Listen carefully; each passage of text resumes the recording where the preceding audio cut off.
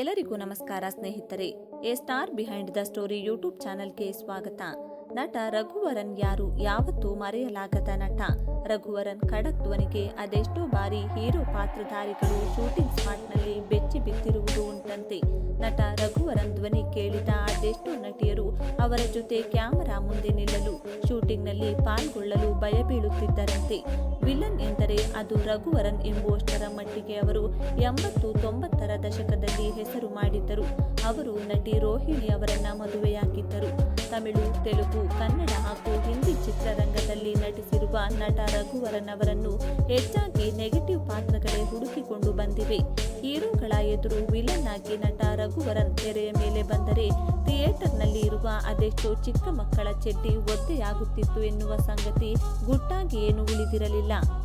ಮಕ್ಕಳಷ್ಟೇ ಏಕೆ, ಅದೆಷ್ಟೋ ಪೋಷಕರು ತಮ್ಮ ಮಡಿಲಲ್ಲಿ ಕುಳಿತಿದ್ದ ಮಕ್ಕಳನ್ನ ಕೆಳಗೆ ಬೀಳಿಸಿದ ಉದಾಹರಣೆಗಳು ಇವೆಯಂತೆ.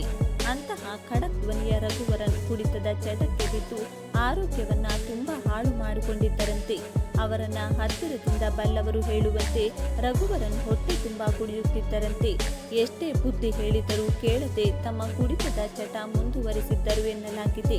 ಕೊನೆಗೆ ಕುಡಿತದ ಕಾರಣದಿಂದಾಗಿ ಬಹು ಅಂಗಾಂಗ ವೈಫಲ್ಯಕ್ಕೆ ಒಳಗಾಗಿ 49 ವಯಸ್ಸಿನಲ್ಲಿಯೇ ನಿಧನ ಹೊಂದಿದ್ದಾರೆ.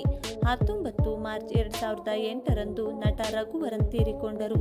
ನಟ ರಘುವರನ್ ಅವರನ್ನು ಸಿನಿಮಾ ಉದ್ಯಮ ಎಂದೂ ಮರೆಯಲಾಗದು. ಕನ್ನಡದಲ್ಲಿ ಮಾಲಾಶ್ರೀ ಅಭಿನಯದ ದುರ್ಗಿ ಸೇರಿದಂತೆ ಹಲವಾರು ಚಿತ್ರಗಳಲ್ಲಿ ನಟ ರಘುವರನ್ ನಟಿಸಿದ್ದಾರೆ.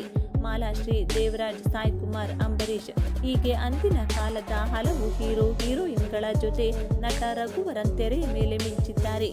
ಆದರೆ 49ರ ಚಿಕ್ಕ ವಯಸ್ಸಿನಲ್ಲೇ ಸಾವನ್ನಪ್ಪಿದ್ದು ಚಿತ್ರರಂಗಕ್ಕೆ ತುಂಬಲಾರದ ನಷ್ಟ ಎಂದೇ ಹೇಳಬೇಕು. ಏಕೆಂದ್ರೆ ಇಲ್ಲಿ ಯಾರು ಯಾರ ರಿಪ್ಲೇಸ್ಮೆಂಟ್ ಆಗಲು ಸಾಧ್ಯವಿಲ್ಲ. ರಘುವರನ್ ಅವರಿಗೆ ರಘುವರನ್ ಅವರು ಮಾತ್ರ ಸಾಟಿ.